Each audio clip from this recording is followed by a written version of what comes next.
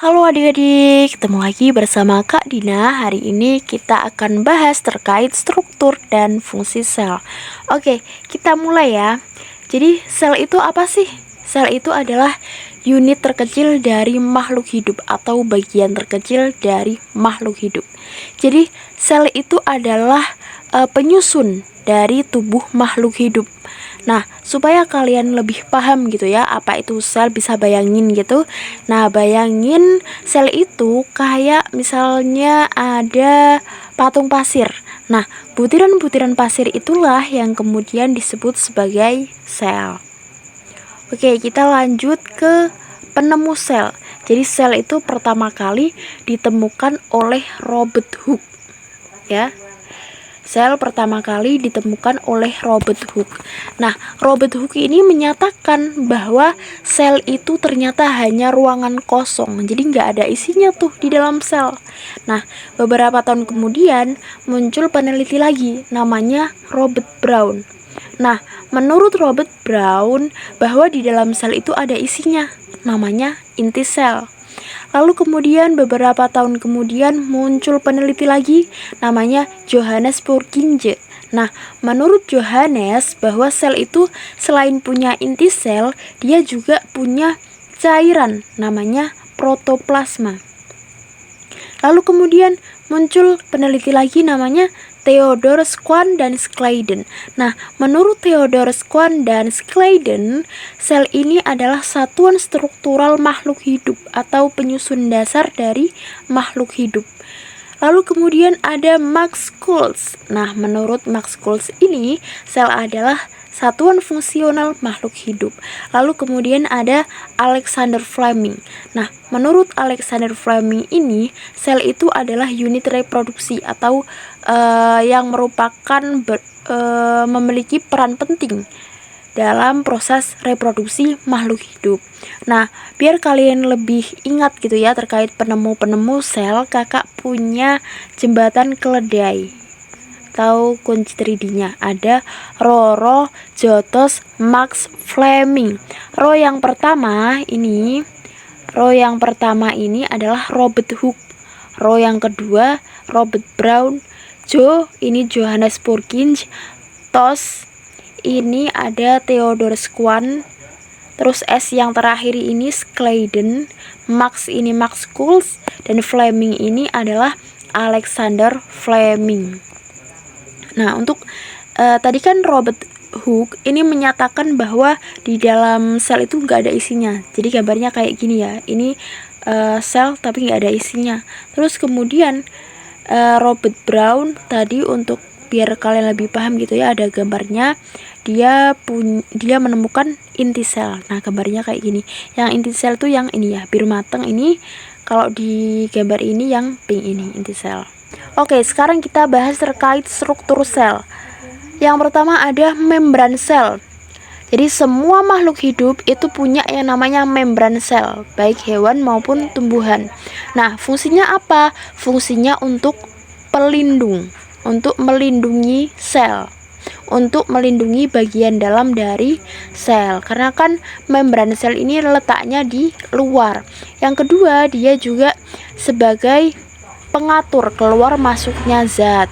Nah, untuk tugasnya yang ini ya, sebagai pengatur keluar masuknya zat itu akan dibahas di bab 2. Nah, lalu kemudian komposisi dari membran sel itu apa sih? Nah, jadi komposisi dari membran sel itu ada lemak, protein, dan karbohidrat. Yang lemak itu berupa fosfolipid dan kolesterol. Yang protein itu berupa protein integral dan perifer. Yang karbohidrat itu berupa glikoprotein dan glikolipid. Nah, sekarang kita bahas terkait struktur membran. Jadi membran itu terdiri dari fosfolipid. Nah, karena fosfolipid yang ini ya, fosfolipid. Nah, karena fosfolipid ini terdiri dari dua lapisan ya, dua lapisan ini sama ini, maka dikenal sebagai fosfolipid bilayer. Artinya fosfolipid dua lapis gitu. Nah, tadi kan ada protein ya. Nah, ini proteinnya. Yang ini protein perifer, ini protein integral. Jadi protein perifer itu adalah protein yang dia cuman ada di permukaan aja, permukaan fosfolipid. Sedangkan protein integral dia yang menembus fosfolipid bilayer, kedua lapis fosfolipid. Kemudian yang menempel di antara fosfolipid ini yang warna merah ini ya, oranye ke merah-merahan ini adalah kolesterol. Nah, kemudian ada ini glukosa. Glukosa yang kayak sate ini ya bentuknya, itu adalah glukosa. Nah, glukosa yang menempel pada fosfolipid namanya glikolipid. Terus di sini ada glukosa yang dia menempel pada protein namanya glikoprotein.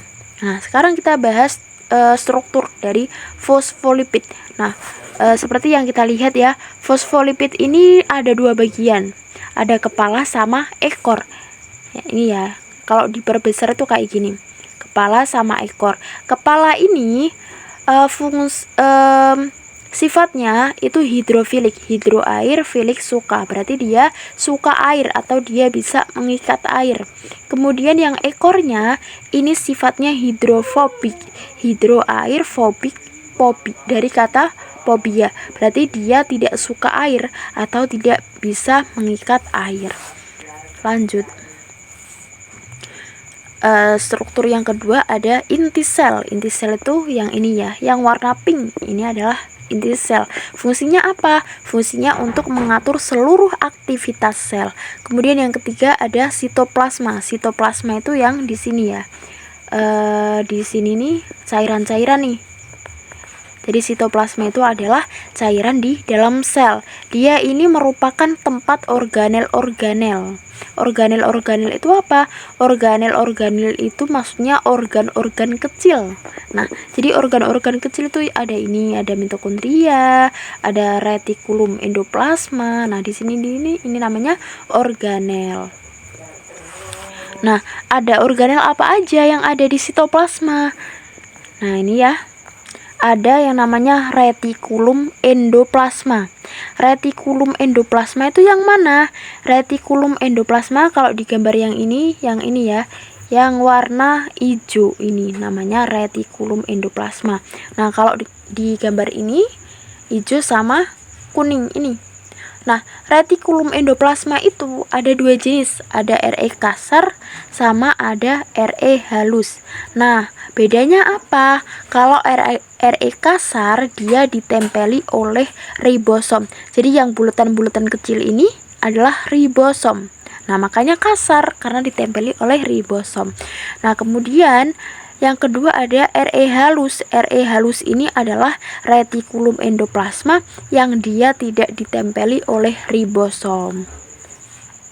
Nah, fungsinya apa? Fungsinya untuk membentuk fosfolipid dan sintesis protein. Nah,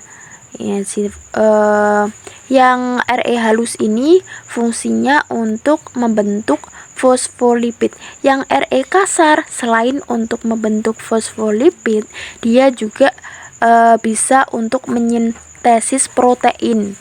Kenapa kok beda sama RE halus? Nah, karena si RE kasar ini ditempeli oleh ribosom. Ribosom itu fungsinya untuk sintesis protein. Oke, kita lanjut. Yang ketiga ada ribosom. Nah, yang tadi ya, yang menempel pada retikulum endoplasma, fungsinya untuk sintesis protein. Nah, sama ribosom juga ada dua, ada ribosom terikat, ada ribosom bebas. Kalau ribosom terikat karena dia terikat pada retikulum endoplasma atau menempel pada retikulum endoplasma. Sedangkan yang ribosom bebas dia bertebaran secara bebas pada sitoplasma, pada cairan. Jadi dia tidak menempel pada organel manapun. Makanya disebut sebagai ribosom bebas. Lanjut ke badan Golgi. Nah, badan Golgi ini kalau pada tumbuhan namanya bukan badan Golgi tapi diktiosom. Nah, yang ini ya, badan Golgi yang ini yang berupa lipatan-lipatan ini namanya badan Golgi. Kalau di gambar ini badan Golgi itu yang ini. Nah, fungsinya untuk apa? Fungsinya untuk membentuk membran sel. Dan fungsinya untuk membentuk membran sel. Kenapa dikatakan fungsinya ini untuk membentuk membran sel? Jadi secara spesifiknya gitu ya, dia fungsinya untuk mengemas protein dan lipid. Nah, tadi seperti yang sudah kakak jelaskan tadi ya, bahwa protein dan lipid itu kan merupakan komponen penting pada membran sel ya. Lanjut. Selanjutnya ada lisosom. Nah, lisosom ini dia hanya terdapat di hewan. Jadi tumbuhan nggak punya lisosom. Nah, lisosom itu apa? Lisosom itu adalah organel sel berbentuk bulat yang dia fungsinya untuk memecah makromolekul. Lanjut. Organel selanjutnya ada mitokondria. Mitokondria ini fungsinya untuk menghasilkan energi. Kenapa dikatakan fungsinya untuk menghasilkan energi? Jadi di mitokondria ini tempat terjadinya respirasi seluler. Nah, respirasi seluler ini hasil akhirnya tuh berupa ATP atau berupa energi siap pakai. Makanya mitokondria itu dikatakan bisa menghasilkan energi. Nah, uniknya mitokondria ini punya dua membran. Yang ini itu membran luar. Terus yang ini yang warna putih ini adalah membran dalam. Nah, selain itu di dalamnya dia punya cairan namanya matriks kalau di mitokondria. Terus ada ribosom. Ribosom itu yang bintik-bintik kuning, ini namanya ribosom. Terus ada kayak benang-benang, ini adalah DNA dari mitokondria. Lanjut, ada plastida. Nah, plastida ini dia hanya dimiliki oleh tumbuhan. Jadi hewan dia nggak punya plastida. Ini tuh berperan penting dalam proses fotosintesis pada tumbuhan. Nah, adapun bagian-bagian dari plastida itu juga unik ya. Dia punya dua membran sama kayak mitokondria. Jadi ada membran dalam, yang ini, terus ada membran luar, yang ini.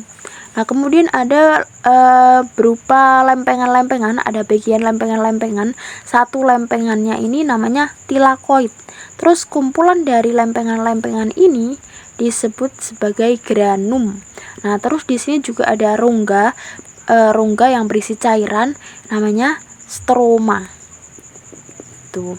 Kemudian selanjutnya ada dinding sel. Dinding sel ini hanya dimiliki oleh tumbuhan. Fungsinya untuk apa? Fungsinya untuk melindungi sel dari tekanan osmotik. Jadi dinding sel itu yang paling luar sendiri, lebih luar daripada membran sel di sini. Terus yang selanjutnya ada sentrosom. Nah, sentrosom ini fungsinya untuk pembelahan sel. Dia hanya dimiliki oleh hewan. Jadi tumbuhan nggak punya sentrosom. Lalu kemudian ada vakuola. Nah, kalau vakuola ini dimiliki oleh tumbuhan maupun hewan. Nah, tapi kalau pada tumbuhan vakuolanya itu lebih besar. Nah, kenapa lebih besar? Karena vakuola di tumbuhan itu dia digunakan untuk menyimpan semua zat secara permanen. Jadi zat yang tidak dibutuhkan itu akan disimpan dalam vakuola dalam jangka panjang agar tidak mengganggu fungsi dari sel. Oke, itu aja pembahasan kita hari ini terkait struktur dan fungsi sel. Semoga bermanfaat. Bye-bye.